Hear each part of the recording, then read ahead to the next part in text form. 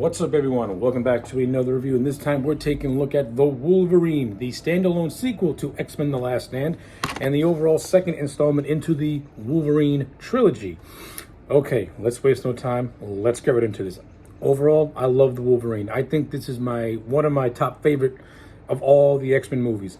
This is the first movie to have James Mangold at the helm, and what he did with The Wolverine is pretty much what I say is the groundwork for what was to come with Logan. Now, is Wolverine a perfect movie? No. The first two acts of this movie are outstanding, but once you get to that second act and this big twist that takes place, that's where the movie, stumbles to the finish line. You also have, some characters that feel out of place in what is ultimately a very grounded and gritty movie. But with all that being said, The Wolverine is still a fantastic watch. So let me get what I love out of the way first, because there's a lot that I love and there's very less that I don't like. Overall, the cast in this movie is top-notch. To me, Hugh Jackman, up to this point in 2013, when this film came out nearly 10 years ago, I can't believe this movie's 10 years old, is grossly underrated. This movie does not even get close to being talked about enough. To me, the Wolverine, Hugh Jackman gives his best performance as the character. I love how this movie did what any good follow-up to The Last Stand would have done. This movie shows this movie is a character study of Logan. It gets into Logan's head. He deals with the psychological events of what happened with The Last Stand, with him killing Jean. And we see that because of that, he's become a hermit. He's become a loner. He's living in the Canadian wilderness, wanting to be away from everyone because of what he did. He ultimately had to kill the woman he loved because she was killing everyone else.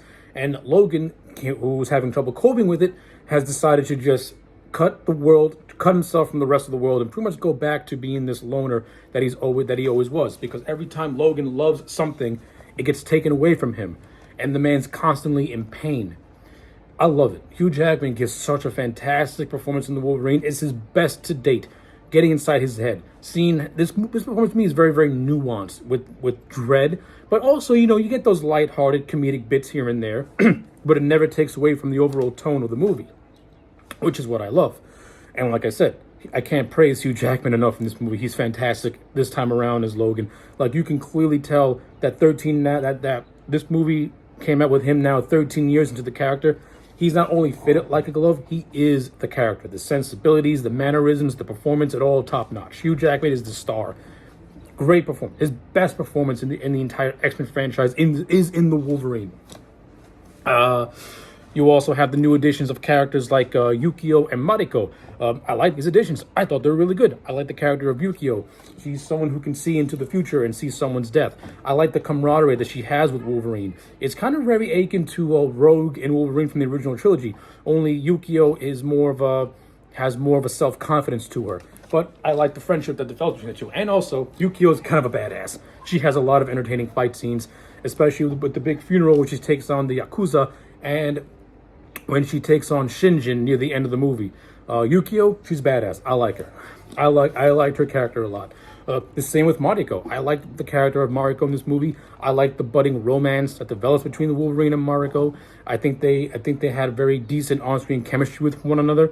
I think you could have done more with their little romance. That's just me personally, but it works for me. I like how Logan is struggling to find love in his life with the apparent death of Jean.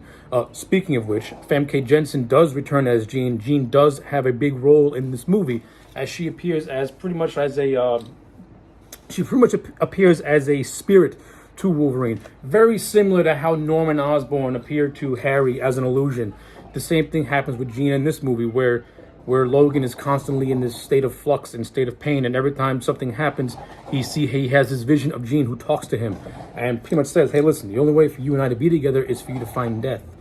Jean is like talking to Logan from the other side, but at the same time, it causes Logan extreme conflict with himself. And I liked it. I thought it was really well done. I thought Famke Janssen, in the handful of scenes she has, I thought she was real. She came across as kind of creepy in a lot of scenes, actually, when she's talking to Logan from beyond the dead and in Logan's head. I like it. It's good stuff. So yeah, I got no complaints with that whatsoever. I think all those elements were handled very, very well, and further adds to the character study of getting into Logan's head and him trying to cope with something that he did and just not being able to find that balance yet. But he does throughout the course of the movie. Other additions, who's Sanada, I can't pronounce it, Sanada. He's in this movie as Shinjin, and I like Sanada. I think Sanada is a really good actor. I liked him as Scorpion in the Mortal Kombat movie, and I liked him in subsequent movies that he's been in since and before then.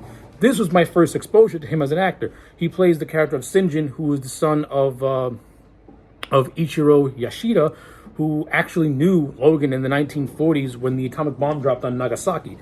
Speaking of which, I love that whole prologue. That whole prologue set the tone for what was to come with this movie. That just somber, dark, and brutal prologue with Logan in a Japanese internment camp, having to save this man Yashida. I liked Yashida, of course. Ichiro Yashida is where the problems of this movie really start to become prevalent, but that comes in the third act. Mainly because the first two acts establish the character of Ichiro Yashida as a man of honor, as a man of valor, as somebody who is very, very trusting. And what they did with him in the third act, it just felt so out of place and so against his character that it just rubbed me the wrong way.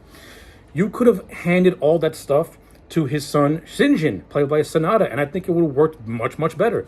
But it didn't go that route, and like I said, that's where the third act of the movie kind of suffers.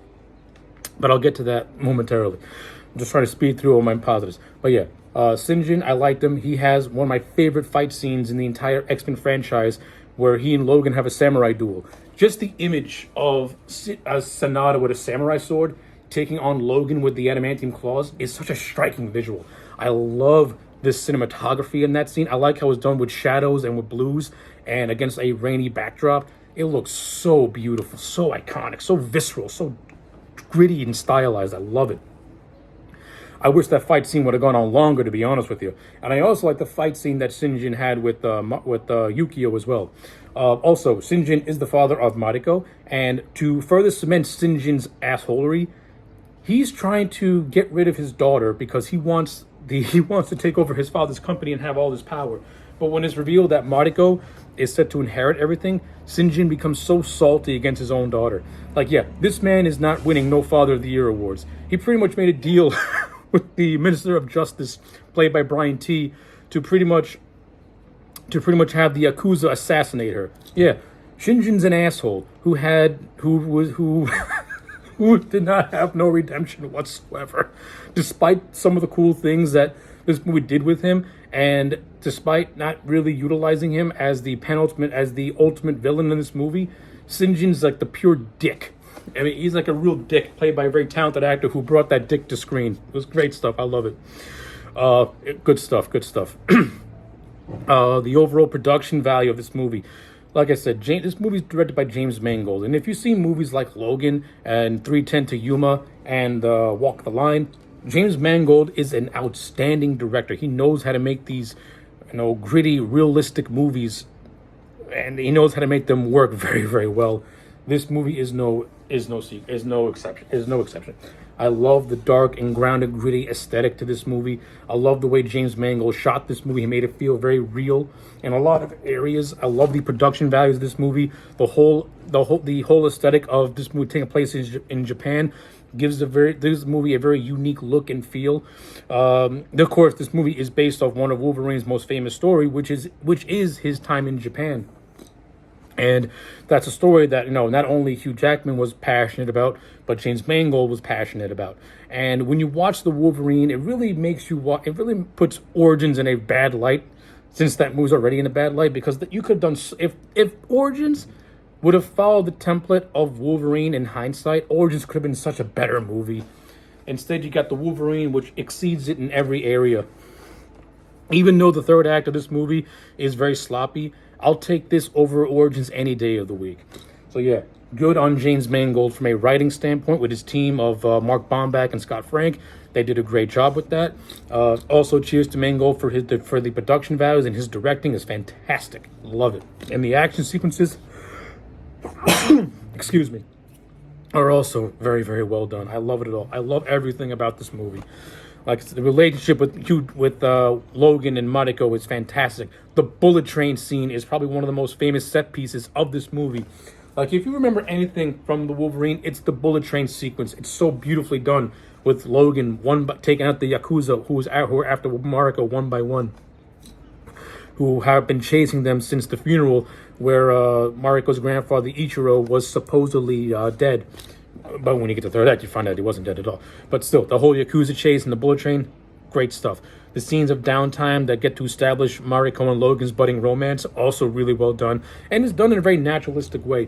And I like how we see the differences between Mariko's, sensibilities and Logan's sensibilities. It's literally the East and the West. But they complement each other very well. And there's also, and Mariko kind of has like a mutual understanding to Logan as well too. It's really a shame that we never see Mariko after this movie, but you could have done so more with the romance between the two. But yeah, that's just my thoughts on that. Okay, now let's get down to the negatives of this movie. Wait, before I get to negatives, Harada, who is the character from the comic books, he also has a role in this movie. He plays a member of this ninja clan called the Black Clan, and he's there to protect the house of Yashida. The character of Harada, he has a relationship with Mariko where they're like childhood friends, and at first he tries to go against. At first he works with this Viper woman to go against Mariko and Logan, but at the end he has his redemption arc and he has an honorable death. So I like the way Harada was handled. He has a nice little arc to him. So I got no complaints with that. Okay, now let's get to the third act. Let's get to my negatives. Let's talk about it. Okay, so this whole movie is about Logan having to deal with mortality. The first two acts have Logan with his healing ability suppressed, which I love. Like, this is what set the groundwork for Logan. Logan having to face his mortality and the fact that he could die. That stuff I thought was really well handled, and I thought it was expertly done. I loved all of it. Now, this what brings me to what I call the Yashida problem. So, Ichiro Yashida is the man that Logan saved during WW2. He only goes back to Japan because Yashida is dying and he wanted to see Logan, the man who saved his life. Okay, that's cool. Then there's a thing where Yashida allegedly dies. Okay, I enjoy that. This is what brings his son Shinjin as the primary villain, or we're led to believe he's the primary villain. But then he's killed off pretty much before Logan goes to the Yashida's factory compound. But all the while, you have this character called Viper, played by Svetlana something, who I think is very, very, very weird. Like, this is an X-Men movie, but this movie also has a grounded and realistic tone, and the character of Viper, she just feels completely out of place, and I just didn't like the actress at all. I thought she was very weak. If you're going to use this character, at least try and have her match the tone of this movie instead of going all-out comic booky. Like, I understand this is a comic book movie first, but it has to match the tone of what you're doing. Mangold openly stated that he took a page out of the Nolan trilogy with this movie, and if you watch the trilogy in this back-to-back, you do see it. But the character of Viper just feels very out of place in this more grounded tone. Which this movie, and if Mangold had his way, this movie would have been rated R, because it does have the blood, it does have the violence. And I'm mainly talking about the extended edition, which I think is the superior edition of this movie. But yeah. No, the character of Viper, I wasn't really a fan of. You could have done without her. Shinjin, you just needed Shinjin as the main villain, with Sonata as his underling, and then have Sonata have conflict, since he's working for Shinjin, but he still has feelings for Mariko. So that alone would have been better without the whole Viper, without the Doctor and Viper and all that nonsense, which didn't need to be in this movie. It just fluff to me. But yeah, character of Viper, wasn't a fan of. I understand her inclusion because you need some MacGuffin to suppress Logan's healing factor, which is what she provided. And again, I think there could have been other ways to suppress Logan's healing factor. But anyway, I'm going on a tangent. Anyway, so yeah, Yashida wants Logan's healing factor so that way he can have a prolonged life, so that way he can take care of his company and not have it go to the hands of his son, who he doesn't trust. Okay, I understand that. Ichiro Yashida then dies. Okay, that's cool. Then we get to the third act of the movie, where it's revealed that Yashida faked his death, and he just wants Logan's healing powers. This is where I don't understand this is what I have trouble trying to grasp. This movie, from the beginning, establishes Ichiro Yashida as a man of honor. Then, all of a sudden, he turns into a cartoon villain with, to me, very muddled reasons as to why he wants the healing factor and as to why he turned very villainous, to the point where he nearly killed his granddaughter and is about to kill Logan, the man who he had immense respect for, who saved his life. I think that spits in the face of what you did with Ichiro Yashida. You took away the man's honorability and turned him into a one-dimensional cartoon villain. This is why I think Shinjin should have been the primary villain going forward. Yes, you could have done the whole thing of Ichiro Yashida having the alleged death, but have it in a way where Shinjin was involved and he faked his father's death as a way for him to get the company and have this will be opened. Like, have him hold his father hostage, and if his father does not give him what he wants, then he will kill his father in the third act. And then you have Mariko, Harada, and Logan work together to save this man and stop Shinjin.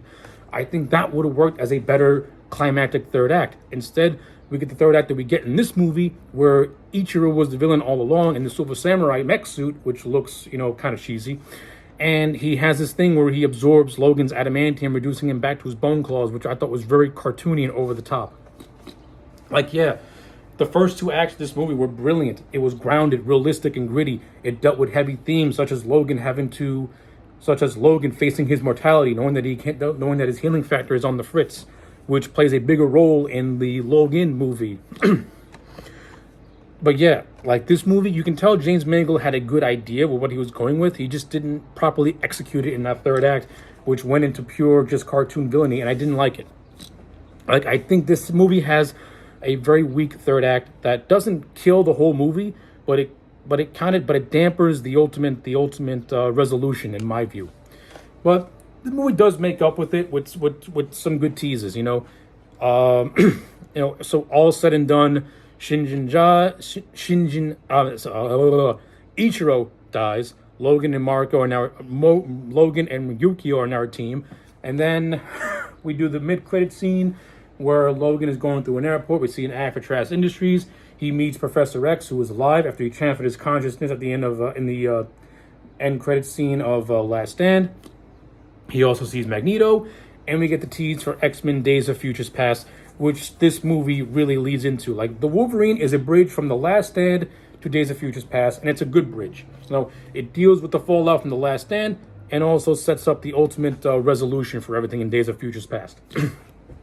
So, yeah, this review went very, very long. But those are my ultimate thoughts on The Wolverine. I'm just going to have to say, this movie is a 9 out of 10. I love The Wolverine.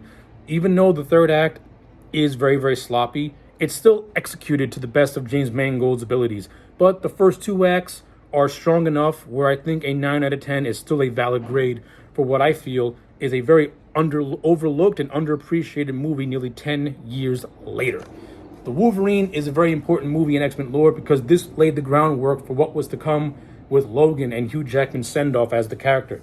The Wolverine came first and did it first, and to me was that first Marvel movie post-Blade to really push the violence. The Wolverine, when you watch the R-rated cut of Wolverine, it's very violent and it has a lot of blood. The Wolverine laid the groundwork for what was to come. So yeah, a 9 out of 10. Let me know your thoughts in the comment sections down below. Like the video and subscribe. I'll check you back next time for more.